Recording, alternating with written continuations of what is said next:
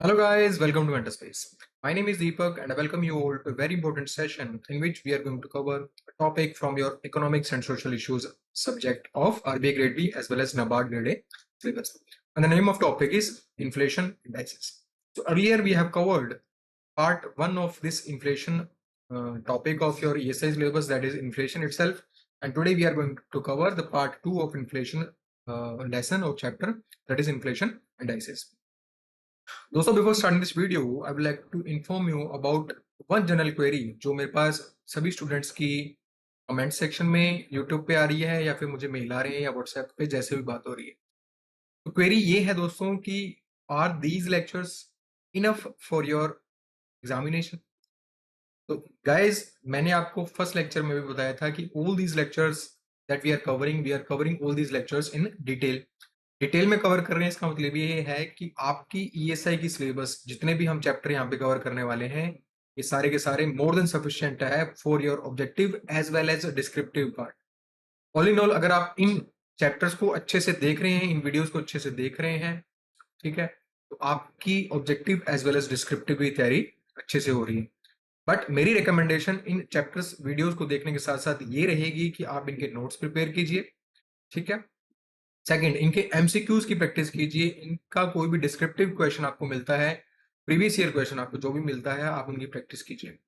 तीसरा, जब भी आप डिस्क्रिप्टिव क्वेश्चन को लिख रहे हैं using these lectures, I would suggest you कि आप जो है करंट अफेयर्स के साथ अपने क्वेश्चन को, अपने आंसर को कॉम्प्लीमेंट कीजिए ताकि आपको जो है आपका एक आंसर जो है एनरिच्ड हो और आपको अच्छे मार्क्स मिल पाए इन योर डिस्क्रिप्टिव क्वेश्चंस।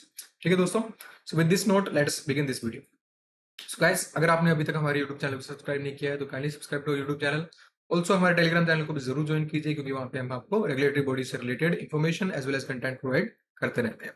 ठीक है दोस्तों, चलिए अब इन्फ्लेशन इंडाइसेस की बात करते हैं। तो सबसे पहले डिस्कस करते हैं कि एक्चुअली प्राइस इंडेक्स होता क्या है, ठीक है, और डिफरेंट प्राइस इंडेक्स कौन से हैं जो हमारे एग्जाम के लिए इंपॉर्टेंट है, that we are going to discuss. ठीक है, सो प्राइस इंडेक्स की बात करें तो दोस्तों price index is a measure of average level of prices, ठीक है, which means it does not show the exact price और प्राइस राइज और फॉल ऑफ ए सिंगल, ठीक है। तो एक बास्केट ऑफ प्रोडक्ट होता है ना दोस्तों, बास्केट ऑफ प्रोडक्ट्स, उनके बेसिस पे एक एवरेज प्राइस जो है वो कैलकुलेट किया जाता है, ठीक है। तो जब हम एवरेज प्राइस को मेजर करते हैं then that is known as price index. Clear दोस्तों। अब सबसे इंपॉर्टेंट टाइप दोस्तों प्राइस इंडेक्स के हैं दो, that is WPI and CPI. First is WPI मतलब wholesale price index, second is CPI that is consumer price index. दोस्तों जब हम होलसेल लेवल पे प्राइस इंडेक्स को कैलकुलेट करते हैं, होलसेल लेवल पे मतलब जब हम गुड्स को बल्क लेवल पे बेच रहे हैं, खरीद रहे हैं, बल्क लेवल पे जो ट्रेडिंग हो रही है गुड्स एंड सर्विसेज की, जब हम उस बल्क ट्रेडिंग को कैलकुलेट करते हैं, उनके एवरेज प्राइसेस को कैलकुलेट करते हैं, then that is known as wholesale price index. जब हम कंज्यूमर लेवल पे, रिटेल लेवल पे प्राइसेस को कैलकुलेट करते हैं then that is known as consumer price index. तो होलसेल प्राइस इंडेक्स को डिटेल में पढ़ते हैं अब अपने। Now, wholesale price index, that is WPI, represent the price of goods at wholesale stage. तो wholesale stage के ऊपर जब हम goods के prices को represent करते हैं, that is known as wholesale price index. अब wholesale stage क्या होगी मतलब दोस्तों, goods that are sold in bulk and traded between organization instead of consumer. तो organization और organization के बीच में जब goods की trading हो रही है, ठीक है, bulk में, then that comes under the wholesale price index. ठीक है, अब बात कर लें कौन पब्लिश करता है होलसेल प्राइस इंडेक्स को, तो office of economic adviser, that is ministry of commerce and industry के अंडर आता है ऑफिस ऑफ इकोनॉमिक एडवाइजर, ये इसको पब्लिश करता है। ठीक है, अब बेस ईयर क्या है दोस्तों होलसेल प्राइस इंडेक्स का, होलसेल प्राइस का बेस इंडेक्स है, ठीक है, ऑल इंडिया डब्ल्यूपीए का, that has been revised from 2004-5 to 2011-12 in 2017। So current का जो बेस ईयर है दोस्तों दैट इज 2011-12, ठीक है, और इसकी सीरीज कौन सी चल रही है, 7th सीरीज चल रही है, मतलब ये 7th टाइम जो है इसका बेस ईयर रिवाइज हुआ है। क्लियर दोस्तों, तो आपको इसमें क्या याद रखना है कि होलसेल प्राइस इंडेक्स होता क्या है, इसको पब्लिश किसने किया है और इसका बेस ईयर कौन सा है। चौथा आपको क्या याद रखना है, करंट का डेटा, ठीक है, करंट डेटा जो कि आपको पीआईबी में मिलेगा। आपके एग्जाम से पहले पीआईबी जरूर देखिए आप, पीआईबी में जाके आपको मंथली डेटा, क्वार्टरली डेटा, जो भी आपको डब्ल्यूपीए से रिलेटेड डेटा मिल रहा है, रिसेंट डेटा होना चाहिए, that is important for your phase 1 as well as phase 2 examination. Clear है दोस्तों। चलिए अब डब्ल्यूपीए के बारे में और कुछ डिस्कस कर लेते हैं, that is index basket of WPA covers commodities falling under three major groups, that is primary articles, fuel and power and manufactured products। दोस्तों तीन मेजर ग्रुप्स में जो है इनके प्रोडक्ट्स को, इस बास्केट्स को डिवाइड किया गया है, डब्ल्यूपीए की बास्केट को डिवाइड किया गया है। फर्स्ट इज प्राइमरी, ठीक है, प्राइमरी आर्टिकल। अब प्राइमरी आर्टिकल में कौन से कंपोनेंट आते हैं, एक तो फूड आर्टिकल्स आते हैं और इसमें एक आते हैं नॉन फूड आर्टिकल्स, ठीक है। अब फूड आर्टिकल्स कौन से होते हैं, that is cereals, paddy, wheats etcetera etcetera. और नॉन फूड आर्टिकल्स होते हैं दोस्तों ऑयल सीड्स, मिनरल्स और क्रूड पेट्रोलियम, ठीक है। देखिए आपको सारे food articles, non food articles, primary, manufactured items, इन सबको याद करने की कोई जरूरत नहीं है। बहुत ज्यादा नंबर ऑफ आर्टिकल्स है, that will I tell you कि कितने नंबर्स ऑफ आर्टिकल्स हैं जो डब्ल्यूपीआई कैलकुलेट करता है, ठीक है। इनको याद करने की जरूरत नहीं है, बट आप इतना जरूर याद रखिए कि प्राइमरी आर्टिकल्स के टाइप कौन से हैं और उनके मेजर मेजर, जैसे वीट है, ये आपको याद होना चाहिए, फूड आर्टिकल में वीट आता है, या नॉन फूड आर्टिकल में कौन सा ऑयल सीड आता है, क्रूड पेट्रोलियम आता है। तो ऐसी चीजें आप थोड़ा सा एक अपनी बेसिक अंडरस्टैंडिंग के लिए याद रखिए। देखिए दूसरा जो मेजर ग्रुप है वो है fuel and power. Fuel and power में तीन है, that is petrol, diesel and LPG, ठीक है। Third is manufactured products. Manufactured products जो है वो सबसे बड़ी बास्केट है। सबसे बड़ी बास्केट मतलब इसके अंदर जो प्रोडक्ट का नंबर है दैट इज मैक्सिमम, सबसे ज्यादा इन तीनों में से इसी में ही है, ठीक है। अब it spans across a variety of manufactured products such as textiles, apparels, paper और chemicals। सो ये मैन्युफैक्चर्ड गुड्स आते हैं। तो दोस्तों जब इन तीन मेजर ग्रुप्स को कैलकुलेट करते हैं, अपने कंबाइन करते हैं, तो एक बास्केट बनती है डब्ल्यूपीआई की। WPI that is wholesale price index. Price index हमने समझ लिया कि एवरेज प्राइसेस ऑफ गुड्स, ठीक है। उसी से होलसेल प्राइस पे जब हम इसको कैलकुलेट करते हैं इन तीनों मेजर ग्रुप्स को, then we find the WPI, ठीक है। दोस्तों एक important information, that is the price tracked at, जो प्राइस होते हैं दोस्तों that are tracked at ex factory prices for manufacture product. तो मैन्युफैक्चर प्रोडक्ट होते हैं दोस्तों वो होते हैं एक्स फैक्ट्री प्राइसेस, उनके कैलकुलेट किए जाते हैं। और एग्रीकल्चर कमोडिटीज जो भी हैं दैट इज उनका मंडी प्राइस कैलकुलेट किया जाता है। और मिनरल्स, ठीक है, मिनरल्स का एक्स माइंस प्राइस कैलकुलेट किया जाता है, ठीक है। चलिए नाउ इट प्रोवाइड्स, अब ये डब्ल्यूपीआई जो है दोस्तों ये क्या प्रोवाइड करता है, ये एस्टिमेशन देता है हमें इन्फ्लेशन का होलसेल लेवल पे। तो होलसेल लेवल पे तो इन्फ्लेशन का लेवल है वो हमें उसका एस्टिमेट जो है ये डब्ल्यूपीआई देता है। तो इसकी वजह से क्या होता है दोस्तों कि गवर्नमेंट को पता चलता है कि अगर होलसेल लेवल पे ही इन्फ्लेशन बढ़ रहा है तो कंज्यूमर लेवल पे बढ़ना ही बढ़ना है उसको, ठीक है। तो होलसेल लेवल पे इन्फ्लेशन को कंट्रोल करने के लिए गवर्नमेंट अपनी पॉलिसीज डेवलप कर सकती है, इंटरवेन कर सकती है। तो इन्फ्लेशन को चेक करने के लिए डब्ल्यूपीआई की हेल्प ली जाती है, ठीक है। और ग्लोबल इन्वेस्टर के लिए डब्ल्यूपीआई क्यों इंपॉर्टेंट है, क्योंकि ये डब्ल्यूपीआई को ट्रैक करके देखते हैं कि कौन से की मैक्रो इंडिकेटर्स को देखा जाता है और अपने इन्वेस्टमेंट डिसीजंस को लिया जाता है, ठीक है, डब्ल्यूपीआई के बेसिस पे। क्लियर है दोस्तों। अब चलिए दोस्तों आइटम्स कौन कौन से हैं डब्ल्यूपीआई के अंदर वो डिस्कस कर लेते हैं। अब दोस्तों देखिए मैंने आपको बताया कि तीन ग्रुप्स हैं इसके, primary, fuel, power and manufactured products. अब दोस्तों वेट्स की बात करें तो वेट्स जो मैंने आपको बताया था मैन्युफैक्चर्ड प्रोडक्ट्स का है वो सबसे ज्यादा है, दैट इज 64.23, ठीक है। और सबसे कम जो है वो दोस्तों फ्यूल एंड पावर का है, दैट इज 13.15। प्राइमरी आर्टिकल्स का जो वेट है वो 22.62 है, ठीक है। तो थोड़ा सा इंपॉर्टेंट है, might be asked, I am not sure कि आपके इससे क्वेश्चन आ सकता है, बट एक क्वेश्चन जो है वो शायद आपसे पूछ लिया जाए, ठीक है। चलिए अब इस जो नंबर ऑफ आइटम्स है डब्ल्यूपीआई में वो कितने कैलकुलेट किए जाते हैं, that is number of items are 697। Earlier it was 676 but it has been increased to 697, ठीक है। चलिए अब प्राइमरी आर्टिकल्स जो है वो 117 है, फ्यूल एंड पावर जो है वो 16 आर्टिकल्स हैं and 564 are manufactured products. Clear है दोस्तों। तो ये थोड़ा सा आपको टेबल थोड़ा सा ध्यान में रखनी है, क्वेश्चन पूछा भी जा सकता है और नहीं भी पूछा जा सकता, ठीक है। अब कंज्यूमर प्राइस इंडेक्स की बात करें तो दोस्तों कंज्यूमर प्राइस इंडेक्स वो होता है when we are calculating the price index on consumer level, ठीक है। It is a measure of a change in retail prices of goods and services that are consumed by defined population group. So एक defined population groups जब किसी goods and services को retail level पे consume करती है, अब consumer है वो रिटेल ही लेगा, वो ऐसा नहीं है बल्क में कोई भी चीज नहीं लेगा ना वो। तो पॉपुलेशन जब किसी गुड्स एंड सर्विसेज को परचेज करती है, उसकी वैल्यू में चेंज, ठीक है, उसके प्राइसेस में चेंज को जब मेजर किया जाता है तो उसको बोलते हैं सीपीआई। ठीक है।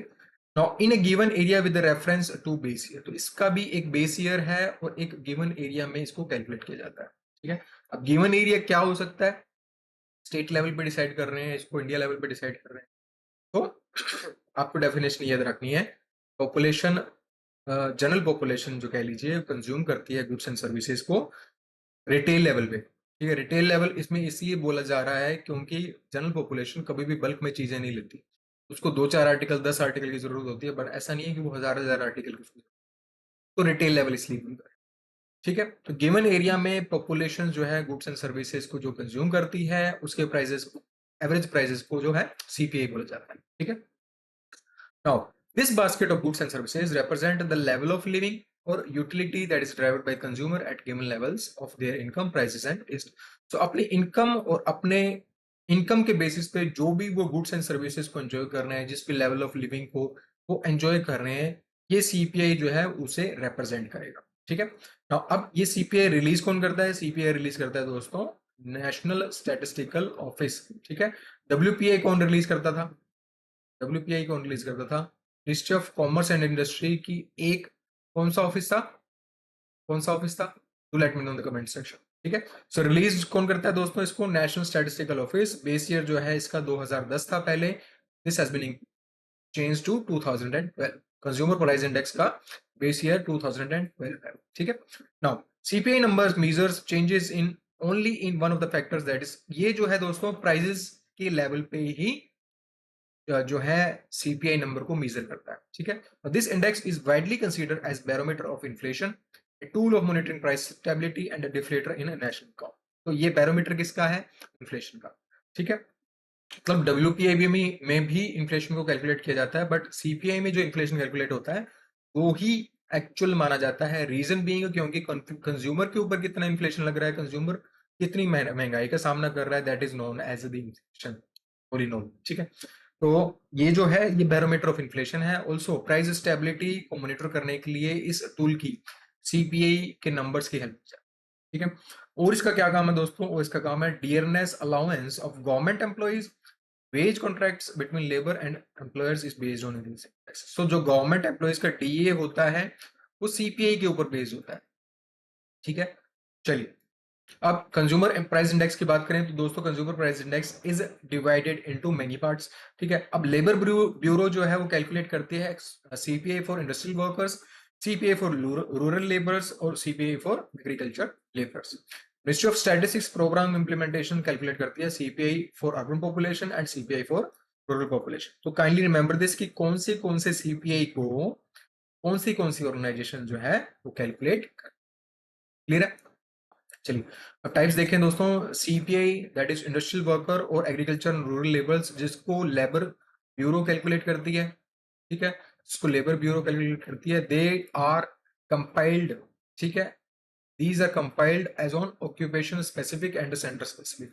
तो क्या क्या ऑक्यूपेशन है उसके बेसिस पे इन दोनों को कैलकुलेट किया जाता है। आईडब्ल्यू की बात करें तो ये इंडस्ट्रियल है, तो मतलब जो वर्कर्स इंडस्ट्री में काम कर रहे हैं ये सीपीआई आईडब्ल्यू उनसे रिलेटेड है। और जो वर्कर्स एग्रीकल्चर लेबरर्स हैं, ठीक है, और जो लेबरर्स रूरल एरियाज में काम करते हैं ये उनके ऊपर स्पेसिफिक है। मतलब कि रूरल ऑक्यूपेशन के बेसिस पे और सेंटर के बेसिस पे, सेंटर के स्पेसिफिक जो है इनको कैलकुलेट किया जाता है। ठीक है। और इनको कंपाइल कौन करता है, लेबर ब्यूरो। ठीक है। अब ये जो मीजर होता है दोस्तों, ये जो सीपीआई आईडब्ल्यू एएल और आरएल है, these measure changes in retail prices of basket of goods and services that are consumed by specific occupational groups in specific centres. तो स्पेसिफिक ऑक्यूपेशन वाले लोगों के लिए जब भी गुड्स एंड प्राइसेस का प्राइस चेंज होता है ये उसी को मेजर करता है। क्लियर है। चलिए, अब labour bureau has been compiling and maintaining this CPI IW that is industrial workers since 1944। तो 1944 से इसको कैलकुलेट कर रही है लेबर ब्यूरो। और इसका जो बेस ईयर है वो दोस्तों काफी बार चेंज हो चुका है। जैसे 1944 से 1949 से 1960 कर दिया गया, और रिसेंट में जो है अभी वो 2001 से 2016 किया गया है। मतलब रिसेंट का जो बेस ईयर है that is 2016 for consumer price index for industrial worker. ठीक है। Now these indices measure the relative change in the retail prices of fixed basket of goods and services consumed by industrial worker over a period of time। तो CPIW में दोस्तों जो भी worker industries में काम कर रहे हैं, जिसको हम इंडस्ट्रियल वर्कर्स भी बोलते हैं, उनके गुड्स एंड प्राइसेस जो भी वो कंज्यूम कर रहे हैं उसमें कितना चेंज आ रहा है रिटेल लेवल पे, that this indices is visible. ठीक है। Now this indices of CPI-IW are utilised for regulation of wages and dearness allowance for millions of workers and employees, and these indices are also used for measuring inflation and other policy that we have already discussed कि CPI-IW का काम क्या है कि ये wages को revise करने में, डियरनेस अलाउंस को रिवाइज करने में भी हेल्प करता है। ठीक है, गवर्नमेंट एम्प्लॉय की, वर्कर्स की। ठीक है, दूसरा इन्फ्लेशन को कैलकुलेट करने के लिए भी इसकी हेल्प ली जाती है। ठीक है। अब CPI दूसरे की बात कर लें, दैट इज एग्रीकल्चर लेबरर्स की। तो एग्रीकल्चर लेबरर्स की हमने डिस्कस किया कि labourers that are working in agricultural fields, ठीक है, are known as agriculture laborers, and laborers who are working in rural areas are known as rural laborers। ठीक है। so the compilation of CPI AL that was started in 1964। so 1964 में जो है CPI AL that is agriculture laborers की compilation शुरू कर ली गई थी। ठीक है। और जो इनका बेस ईयर है दोस्तों AL और RL दोनों का, वो है 1986 1987। ठीक है। नाउ कवरेज जो है CPI AL की is confined to households of agriculture labours, where as CPI rural labours are the households of rural laborers which includes agricultural laborers also। so rural areas में दोस्तों सिर्फ रूरल लेबरर्स ही नहीं होते हैं, इसमें एग्रीकल्चर भी होते हैं। सो रूरल लेबरर्स को क्या होंगे, जब हम CPI रूरल लेबरर्स की कैलकुलेट करते हैं तो हम rural labourers as well agriculture labourers दोनों का कैलकुलेट कर रहे हैं। जब हम एग्रीकल्चर लेबरर्स की बात करते हैं तो सिर्फ हम एग्रीकल्चर लेबरर्स की बात कर रहे हैं। ठीक है। So can you remember this? ठीक है। Now next, rural labor houses are those households which income during the last 365 days was more from wage paid manual labor। So rural labor क्या होते हैं दोस्तों, जिनकी इनकम जो है लास्ट 365 डेज, 365 डेज मतलब लास्ट 1 ईयर में जो उनकी इनकम है, ठीक है, वो ज्यादा हो, किससे किसकी ज्यादा हो, मतलब जो उनकी मैनुअल लेबर वो कर रहे हैं, that is wage paced manual labour. तो भी वो हाथ का काम कर रहे हैं मैनुअल लेबर, चाहे वो एग्रीकल्चर है चाहे वो नॉन एग्रीकल्चर है, that is more than from paid non manual employment और सेल्फ। जो उनकी वेज पेड मैनुअल लेबर है, मैनुअल लेबर जो है चाहे वो एग्रीकल्चर है नॉन एग्रीकल्चर है, वो ज्यादा हो पेड नॉन मैनुअल एम्प्लॉयमेंट या सेल्फ एम्प्लॉयमेंट से, those are known as rural labour also. Agriculture labour की जब हम दोस्तों बात करते हैं, तब those labor, those rural labor households who drive 50% or more of their total income from wage paid manual labor in agriculture activities। so manual labor in agriculture activities that must be wage paid, जब वो activities, जब वो उनकी income 50% of और मोर जो होती है वो ज्यादा हो from agriculture activities, then they are known as agriculture labour house. Clear दोस्तों? चलिए अब आगे बात कर लें। आगे बात कर लें CPI अर्बन, अर्बन पॉपुलेशन के लिए CPI और रूरल पॉपुलेशन के लिए CPI। ठीक है, ये दोस्तों न्यू इंडाइसेस हैं। ठीक है। And wider coverage of population, wider coverage of population reason being इसमें क्योंकि हम पहले ऑक्यूपेशन बेसिस पे जा रहे थे कि इंडस्ट्रियल एग्रीकल्चर लेबर, बट हम कंप्लीट अब CPI अर्बन की बात कर रहे हैं, स्पेसिफिक CPI रूरल की बात कर रहे हैं स्पेसिफिक, तो एक वाइडर कवरेज ऑफ पॉपुलेशन हो रहा है। ठीक है, इसको कंपाइल कौन करता है? इसको कंपाइल करता है दोस्तों national statistical office of ministry of statistics and programme implementation. Now it tries to encompass the entire population and it's likely to replace all other indices। ठीक है। चलिए अब CPI वर्सेस WPI की बात कर लें तो दोस्तों इन दोनों के बीच में अगर आपसे डिफरेंस पूछ लिया जाए क्वेश्चन के अंदर, डिस्क्रिप्टिव क्वेश्चन के अंदर, then you can mention all these.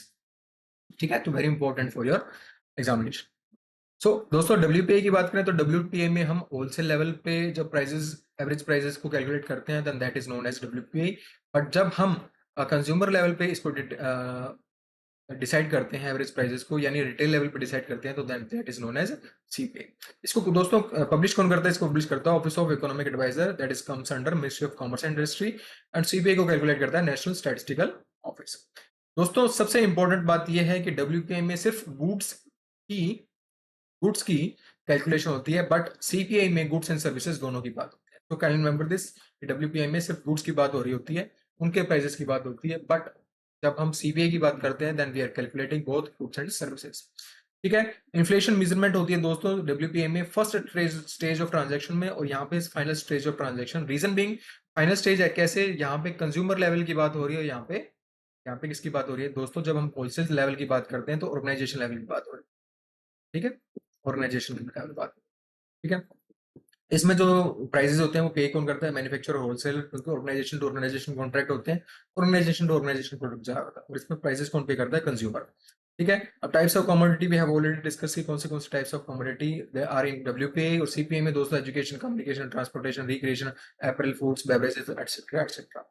इसका बेस ईयर है दोस्तों 2011-12 और इसका बेस ईयर है 2012। क्लियर है? चलिए, अब दोस्तों बेस ईयर जो है वो रिवाइज होता रहता है। आप जब भी किसी भी ईयर में देख रहे हैं, आई वुड सजेस्ट यू कि अगर आप 2023 में किसी भी ईयर, किसी भी मंथ में देख रहे हैं, 2024 में किसी मंथ में देख रहे हैं, तो आई वुड सजेस्ट यू कि आप जो है बेस ईयर आप अपने नोट्स में डेट कर लें। ठीक है। चलिए, कंज्यूमर फूड प्राइस इंडेक्स और होलसेल फूड प्राइस इंडेक्स की जब हम दोस्तों बात करते हैं, तो कंज्यूमर लेवल पे जब हम फूड प्राइसेस को कैलकुलेट करते हैं और होलसेल लेवल पे जब हम फूड प्राइसेस को इंडेक्स कैलकुलेट करते हैं, then they are known as consumer food price index as well as wholesale food price index respectively. ठीक है।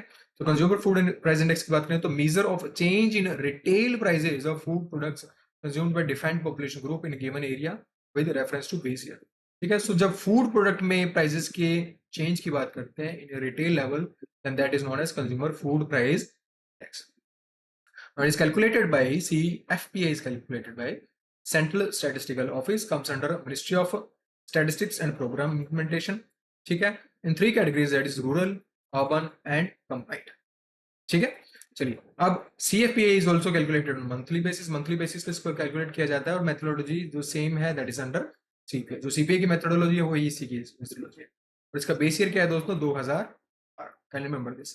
होलसेल फूड प्राइस इंडेक्स की बात करते हैं तो दोस्तों होलसेल प्राइस इंडेक्स में हमने क्या डिस्कस किया था? तीन टाइप के आर्टिकल से ग्रुप्स थे, दैट इज प्राइमरी, एक था दोस्तों that is related to oil. ठीक है। एनर्जी से रिलेटेड था। ठीक है। और तीसरा क्या था दोस्तों? हमारा तीसरा था फूड प्रोडक्ट्स। ठीक है। तो जब हम सॉरी तीसरा था मैन्युफैक्चर्ड प्रोडक्ट्स की बात कर रहे थे। तो food articles that are belonging to primary articles और food products that comes under the manufactured products, जब हम इन दोनों को कैलकुलेट करते हैं तो हमारा होलसेल फूड प्राइस इंडेक्स जो है वो कैलकुलेट होता है। इसको कौन कैलकुलेट करता है दोस्तों? That is central statistical office. दोनों को ही, कंज्यूमर और होलसेल फूड प्राइस इंडेक्स को सेंट्रल स्टैटिस्टिकल ऑफिस कैलकुलेट कर रहा होता है। ठीक है। अब डब्ल्यूपीआई फूड प्राइस इंडेक्स जो है वो लॉन्च कब हुआ था? 2017 में, और इसका जो बेस ईयर है दैट इज 2011-12। ठीक है दोस्तों, दो छोटे छोटे प्राइस इंडेक्स जो है वो आपके एग्जाम के लिए इंपॉर्टेंट है, नॉट मच इंपॉर्टेंट बट ठीक है, आपको उसकी इंफॉर्मेशन होनी चाहिए, उसकी जानकारी होनी चाहिए। Question might be asked in objective of your question paper. ठीक है। अब प्रोड्यूसर प्राइस इंडेक्स की बात करते हैं तो दोस्तों this measures the average change in prices of goods and services either as they leave the place of production or enter the place of production। तो प्रोडक्शन प्रोसेस को जब वो एंटर कर रहा है या लीव कर रहा है, उसके प्राइसेस में, उसके गुड्स एंड सर्विसेज के प्राइसेस में जो चेंज होता है, एवरेज चेंज होता है, उसको प्रोड्यूसर प्राइस इंडेक्स जो है कैलकुलेट करता है। ठीक है। नो, इसमें जो है दोस्तों only basic prices are use, basic prices को यूज किया जाता है। टैक्सेस हैं, ट्रेड मार्जिन्स हैं, ट्रांसपोर्ट है, ये जो होती है इसमें एक्सक्लूड होती है। ठीक है। रब कैन रिमेंबर दिस। तो हाउसिंग प्राइस इंडेक्स क्या दोस्तों क्या होता है? हाउसिंग प्राइस इंडेक्स जो है 2007 में लॉन्च हुआ था दोस्तों। कैन रिमेंबर दिस कि 2007 मुंबई में इसको लॉन्च किया गया था, और इसको डेवलप किसने किया था? ये काफी इंपॉर्टेंट क्वेश्चन है। इसको डेवलप किया था नेशनल हाउसिंग बैंक ने। उसका नाम क्या है दोस्तों? That is national housing bank residex, NHB residex जो है इसका नाम है। 2018 अप्रैल से एक नई सीरीज लॉन्च की गई थी, जिसमें जो बेस ईयर है वो नया base year that was financial year 2017-18। ठीक है। अब ये हाउसिंग प्राइस इंडेक्स जो कैलकुलेट किया जाता है, इसका पर्पस क्या है, इसका ऑब्जेक्टिव क्या है? और it enables the policy maker, banks, housing finance companies, builders, developers, investors और individuals to track the movement of house price.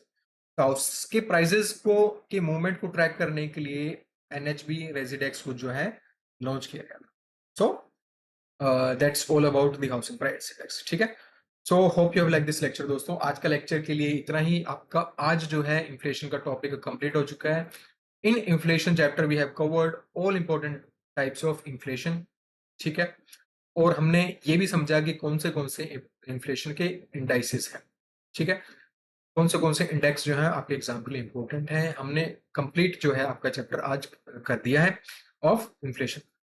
So all in all आज आपके 6 चैप्टर्स कंप्लीट हो चुके हैं। ठीक है, अगर आप हमारे चैनल पर नए हैं तो आई वुड सजेस्ट यू कि अगर आप नाबार्ड ग्रेड ए और आरबीआई ग्रेड बी की प्रिपरेशन कर रहे हैं तो आई वुड सजेस्ट यू कि आप जो है इन पूरी सीरीज को डिटेल में देखिए, अपने नोट्स प्रिपेयर कीजिए, एमसीक्यूज की प्रैक्टिस कीजिए, डिस्क्रिप्टिव की प्रैक्टिस कीजिए।